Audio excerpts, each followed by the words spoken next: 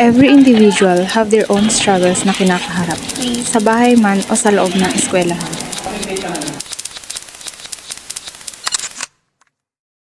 Kod ng mga malalakas na tawa at matatamis na mga ngiti ay nagkukubli ang mga mabibigat na pagsubok na ating pinagdadaanan. Ay, oo nga pala, may pupuntahin pa na ako. Ano kayo? Oo, saan ba? Ha? Saan ba? Doon sa labas. Diyan yung kape? Ano Yung yun? ano? Yung isang ano doon? May ano pa.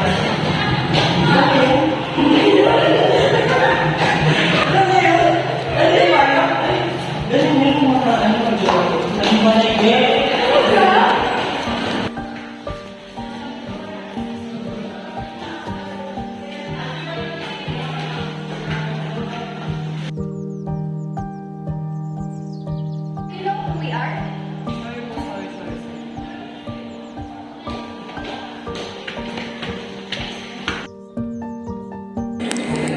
Ang iba sa atin ay isinasabay ang trabaho sa pag-aaral, iniinda ang hirap na maging working student para lang magkaroon ng pera para sa gastusin sa paaralan at para na rin magkaroon ng baon sa pang-araw-araw na pagpasok sa eskwelahan. Mahirap man ay kinakaya para lang maitaguhit ang sariling pag-aaral. Kakayanin lahat ng hirap para makamit ang inaasam na pangarap.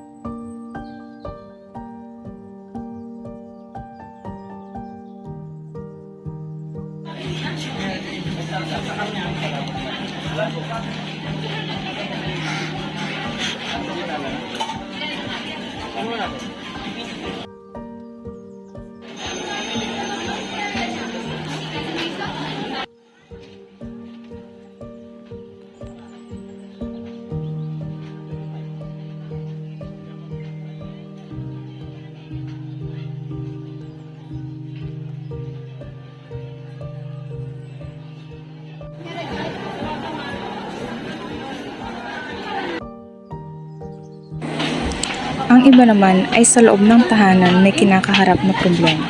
Ang tahanan na nagsisilbisa ng pahingahan matapos ang nakakapagod na araw.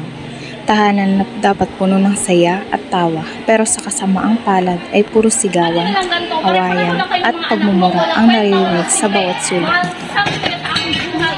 Salita ng magulang, parang punyal na bumabaon sa puso ng anak. Sa bawat hikbi, umaasang sana maulit ang katahimikan ng gabi.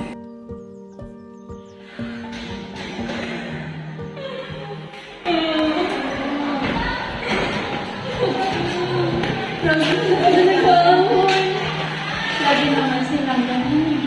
Tama nila.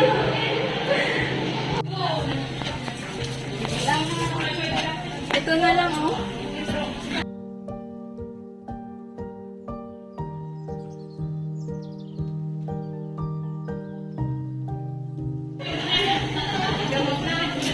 Wow. Did you see that? The losers.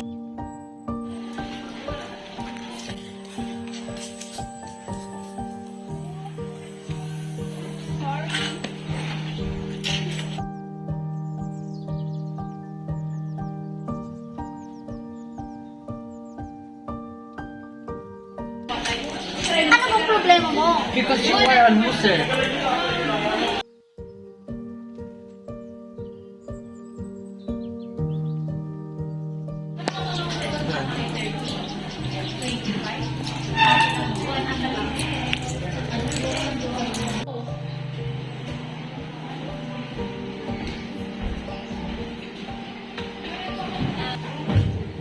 Gabuyo. Present, sir. Gabuyo. Present. Gado. Gado. Sir, sir. Bakit late ka na? Galing ko kasi sa trabaho. Okay, yung minute.